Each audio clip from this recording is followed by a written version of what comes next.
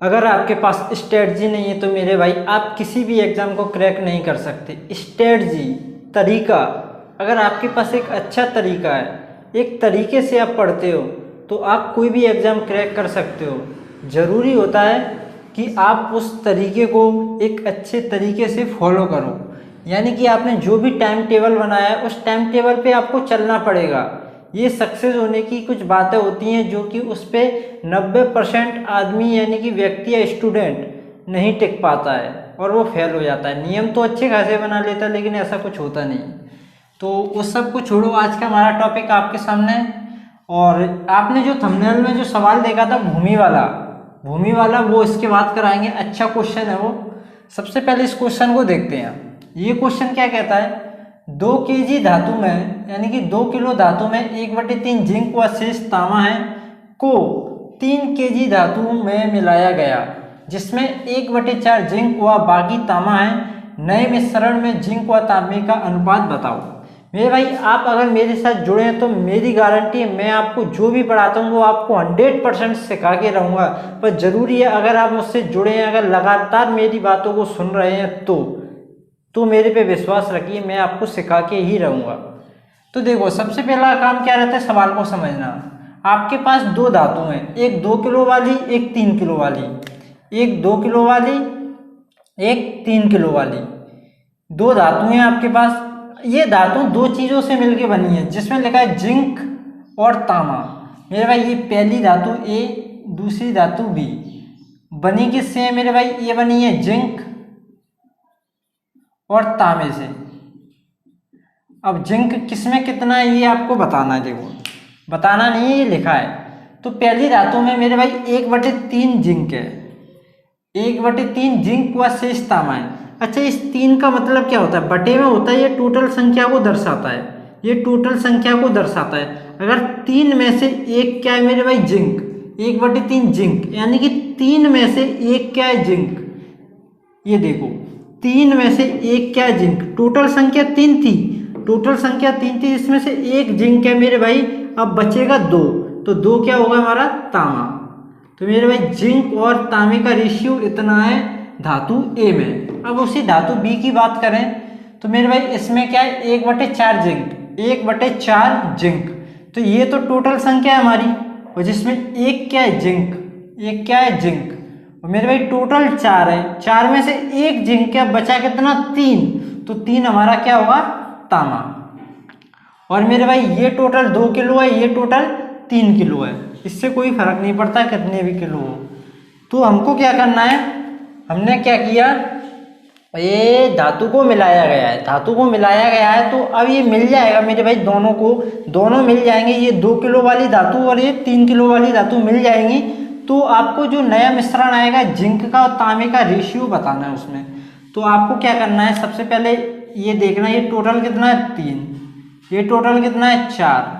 तो सबसे पहले आपका काम क्या रहता है, इन दोनों को बराबर करना। इन दोनों को बराबर करने में हर क्वेश्चन में यही कहता हूँ कि जब भी इस तरीके का सवाल आए तो पहले इन दोनों को बराबर करो। तो बराबर कैसे करोगे, बराबर करने का तरीका, या तो एलसीएम ले लो इनका। एलसीएम 12 आएगा, 12 आएगा तो इसको 12 बनाने के लिए 4 से गुणा, इसको 12 बनाने के लिए 3 से गुणा। ये गुणा है, ठीक है, बराबर नहीं है।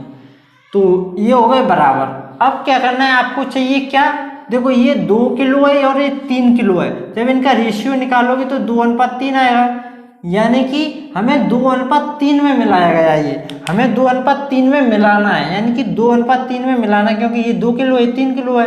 तो इनका जब रेशियो निकालोगे तो 2:3 में मिलाओगे। तो सबसे पहले बराबर करने के बाद जो रेशियो हमको चाहिए उसी से गुणा करना रहता है। ये मैं पिछली वीडियो में बता चुका हूँ। इधर 2 है तो 2 से गुणा कर दो, इधर 3 है तो 3 से गुणा कर दो। तो मेरे भाई इनसे तो अब हमें कोई मतलब रहता नहीं है। मतलब रहता है इनसे हमने गुणा किससे किया है, इधर किया 8 से, इधर किया 9 से, 4 दूनी 8, 8 से इधर किया तो 8 से इधर करो, इधर करो। 9 से इधर किया है तो 9 से इधर करो और 9 से इधर करो। तो अब देखना है टोटल कितना हो जाएगा। ये 8 है और ये कितना है, 9। तो 8 और 9 हो जाएगा 17। ये आपका हुआ 16, ये आपका 27, और 27 और 16 कितना हो जाएगा, इसे जब जोड़ोगे 6 6 12 13 और ये 43, अगर जोड़ने घटाने में कोई गलती होती है तो उसे आप सुधार सकते हो। बाद बाकी पैटर्न ये तरीका ये है, रेशियो आएगा आपका 17:43।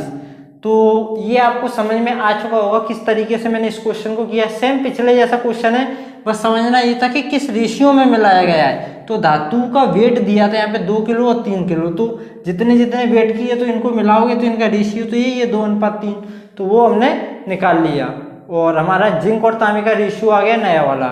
तो अब भूमि वाला क्वेश्चन मैं बताता हूँ कितना इंपॉर्टेंट क्वेश्चन है वो। तो उस क्वेश्चन को पहले मैं लिखता हूँ यहाँ पे, ठीक है।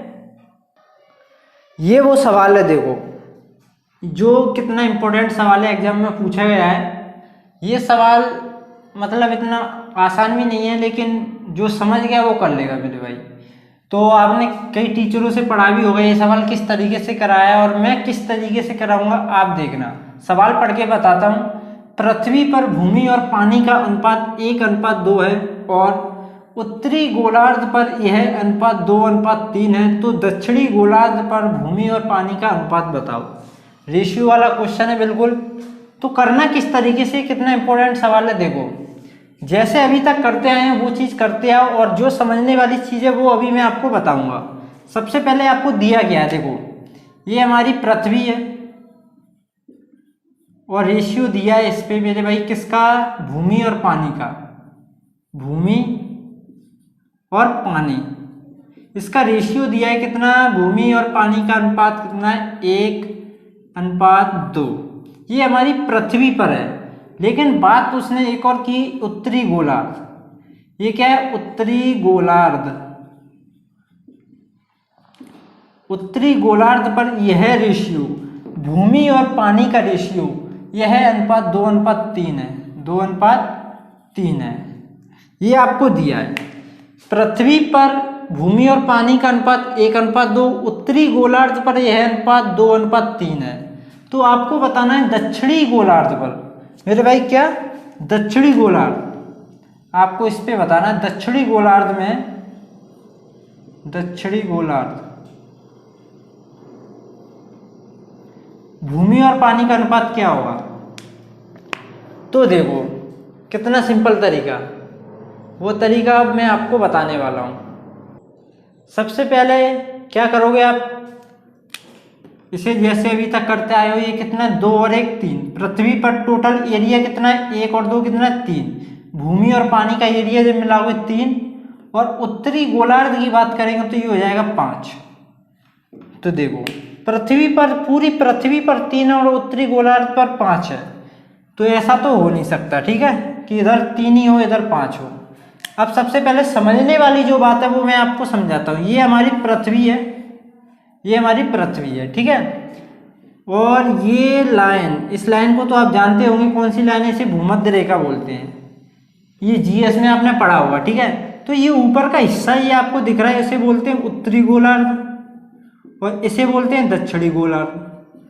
ध्यान से समझना इस बात को। ऊपर वाले भाग को बोलते हैं उत्तरी गोलार्ध, दक्षिणी वाले भाग और नीचे वाले भाग को बोलते हैं दक्षिणी गोलार्ध। अब ये दोनों भाग होते हैं बराबर बराबर। अगर ये 1 है तो ये भी कितना होता है, 1। क्या रहता है, ये एक उत्तरी गोलार्ध और दक्षिणी गोलार्ध का जो एरिया रहता है वो क्या रहता है, बराबर। ऊपर वाला भाग नीचे वाला भाग दोनों बराबर रहते हैं। तो क्या रहता है, सबसे पहले देखो, तो मेरे भाई अब इस सवाल को करने के लिए सबसे पहले इसको तो करो बराबर, इसको तो करो बराबर। क्या करोगे, बराबर। कैसे करोगे बराबर, 5 और 3 का एलसीएम कितना आएगा, 15। तो मेरे भाई इधर गुणा करोगे 5 से, इधर गुणा करोगे 3 से, ये हो गया बराबर, ये हो गया बराबर। अब देखो हमको क्या रेशियो चाहिए, हमको क्या रेशियो चाहिए। देखो ये हमारी पूरी पृथ्वी है, ये हमारी पूरी पृथ्वी है। 1 और 1 कितना, 2। पृथ्वी कितनी है, 2। 1 और 1 2। और मेरे भाई बात करें उत्तरी गोलार्ध की, ये तो सिर्फ 1 है, ये तो सिर्फ 1 है। तो मेरे भाई पूरी पृथ्वी होनी चाहिए 2 और उत्तरी गोलार्ध होना चाहिए 1। पूरी पृथ्वी होनी चाहिए 2, उत्तरी गोलार्ध होना चाहिए 1। तो वही हम करते हैं, इसे बनाते हैं 2 और इसे बनाते हैं 1। ठीक है, बन गया। तो इससे तो कोई मतलब है नहीं है, हमें देखना है गुणा किससे किया है। इधर 10 से किया है, इधर 3 से किया है। इधर 10 से तो इधर भी 10 से, इधर भी 10 से। इधर 3 से किया तो इधर भी 3 और इधर भी 3। तो मेरे भाई ये बन गया 10, ये बन गया 10, ये बन गया 3 दूनी 6, ये बन गया हमारा 10 दूनी 20 और ये बन गया 3 त्रिक 9। देखो पृथ्वी पर भूमि कितनी है 10, पृथ्वी पर भूमि कितनी है 10 और उत्तरी गोलार्ध में भूमि कितनी है 6। पृथ्वी पर पानी कितना है 20 और उत्तरी गोलार्ध में पानी कितना है 9। अब आपको बताना है दक्षिणी गोलार्ध में। तो अब मेरे आपको बताओगे पूरी पृथ्वी टोटल उत्तरी गोलार्ध और दक्षिणी गोलार्ध इन दोनों को मिलाया जाए तो भूमि आपकी 10 है। भूमि आपकी ये टोटल कितनी है 10, टोटल कितनी है 10 और 10 में से 6 भूमि तो उत्तरी गोलार्ध में, 6 भूमि ये वाली 6 देखो उत्तरी गोलार्ध में 6 भूमि है, टोटल 10 है और उत्तरी गोलार्ध में ऊपर वाले भाग में 6, तो इसमें कितनी होगी 4। दक्षिणी भाग में कितनी होगी 4 ही तो होगी, तभी तो ऊपर और नीचे टोटल मिला के 10 होनी चाहिए। देखो 10 होनी चाहिए तो ऊपर तो 6 है, इधर निकल के आ चुकी है तो अब 4 निकलेगी यहाँ घटा के। ऐसे ही यहाँ पे देखो पानी पूरी पृथ्वी पर 20 है, पानी पूरी पृथ्वी पर 20 है और उत्तरी गोलार्ध में 9 है, यानी कि ये वाला भाग है यहाँ पे 9 है, ये 9 और पूरी पर 20 है, पूरी पर 20 है तो यहाँ कितना बचेगा 11 ही तो बचेगा। नीचे वाले भाग में कितना बचेगा, पूरे पर 20 है ऊपर 9 है तो नीचे कितना बचेगा 11। तो ये आपका दक्षिणी गोलार्ध में भूमि और पानी का रेशियो आ गया। तो अब आपको ये बताओ ये क्वेश्चन समझ में आया या नहीं।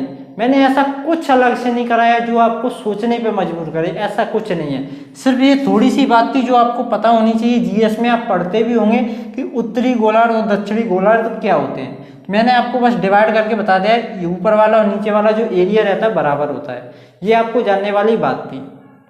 तो मेरे भाई ये चीज़ बहुत इंपॉर्टेंट थी जो कि मैंने आपको बता दी। अब एक सवाल और मैं चाहूँ तो करा सकता हूँ, लेकिन एक सवाल से क्या होगा मेरे भाई, पूरा का पूरा टाइप कराऊंगा मैं। तो आज के लिए इतना ही, मिलते हैं नेक्स्ट वीडियो में एक नए कॉन्सेप्ट के साथ, तब तक के लिए धन्यवाद।